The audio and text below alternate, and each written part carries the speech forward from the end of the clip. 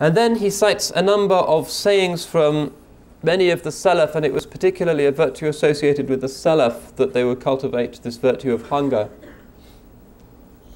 There was a generation amongst the Salaf known as the Bakka'un, those who wept constantly, weeping because of their fear that now that the Rasul and the Sahaba were gone, their memories were no more than shadows, that worldliness would overtake the Ummah, as it was doing with the Khulafa of Bani Umayyah, with so many of the wealthy amongst the Ummah, and they wept.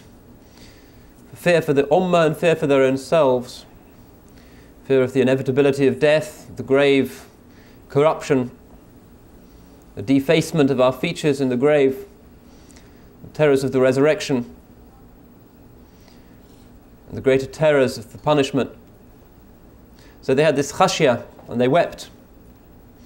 And one of the great ones amongst these people was Abu Sulaiman al-Darani, one of the great Bakka'un. And Imam al-Ghazali cites a number of sayings from Imam Abu Sulaiman.